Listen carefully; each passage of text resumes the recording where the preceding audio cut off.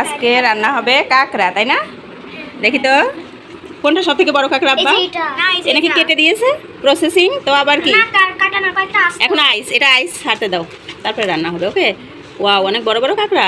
কতটুকু এনেছিলে? Seal till সব ছিঁড়ে ফেলেছো? ও আচ্ছা, এটা আগোড়া থেকে আনা। কতটুকু ছিল কিছুই বোঝা যাচ্ছে না। যাক, হ্যাঁ ঠিক আছে।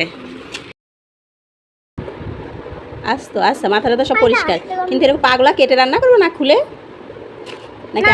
এরকম আসতো, এরকম আসতে খাওয়া যায় না। এটা বাড়ি দিয়ে একটু ভেঙে দিতে হবে, তাহলে খাওয়ার সময় ইজি হবে।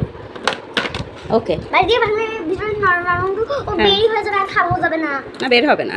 দেখেই নিলেন কাঁকড়াগুলো একেবারেই প্রসেসিং করা। জাস্ট এখন এই যে পাকটা আমি একটু ফাটিয়ে নিচ্ছি, এতে করে এর মধ্যে যেমন মশলাটা ঢুকবে তেমনই কিন্তু এটা খাওয়ার সময় ইজি হবে। এটা যদি এইভাবে মানে একটু ফাটিয়ে না নেই, এতে করে কিন্তু এটা রান্নার পরে খুব হার্ড হয়, মানে ভাঙতে একটু অসুবিধা খেতে। তো এভাবে যদি ভেঙে নেওয়া যায় তাহলে খাওয়ার সময় কিন্তু কোনো অসুবিধাই হবে না।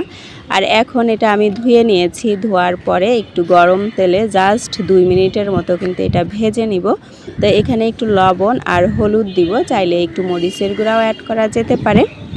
জাস্ট 2 মিনিট, এর বেশি ভাজতে হবে না। চিংড়ি মাছের মতো অনেকটা ভাজলে কালারটা কিন্তু চেঞ্জ হয়ে যাবে, আরও সুন্দর একটা কালার আসে।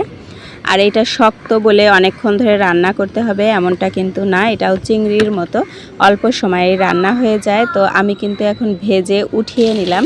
আর এই তেলের মধ্যে এখন একটু পেঁয়াজ দিয়ে দিব, পেঁয়াজটা একটু বেশি করে দিব। তো পেঁয়াজটা একটু ব্রাউন করে ভেজে নিব।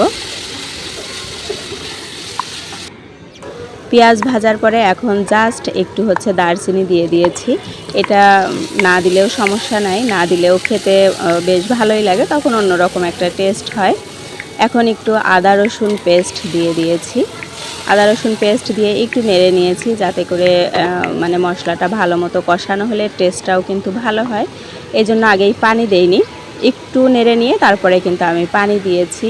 এখন দিয়ে দিচ্ছি লবণ। আমি কিন্তু ভাজার সময় লবণ দিয়েছি, যার জন্য এখন একটু কম করেই লবণটা দিতে হবে। আর এখন একে একে ধনে গুঁড়া, তারপরে হলুদ গুঁড়া আর মরিচ গুঁড়া দিয়ে দিব।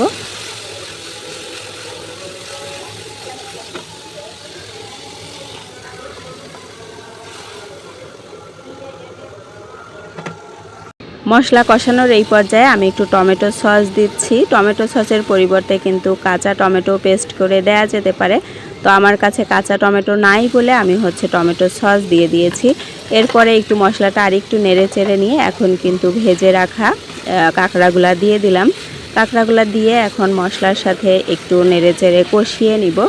আর এটা রান্না করতে কিন্তু অনেক বেশি পানির প্রয়োজন হবে না, জাস্ট অল্প পানি দিব, কারণ এটা আগেই যেহেতু ভেজে নিয়েছি, একটু মশলার সাথে কষিয়েও নিয়েছি। এখন অল্প পানি দিয়ে ঢেকে রেখে দিলাম, এটাতেই কুক হয়ে যাবে। আর এটা তো আর ঝোল ঝোল রাখবো না, একদম টাইট ভুনা হবে। আর এই পর্যায়ে কিছুটা কাঁচামরিচ দিয়ে তারপরে একটু জিরা গুঁড়া দিয়ে আবারও ঢেকে দিব কিছুক্ষণের জন্য, এতে করে ঝোলটাও শুকিয়ে যাবে আর এইটা কিন্তু কুক হয়ে যাবে।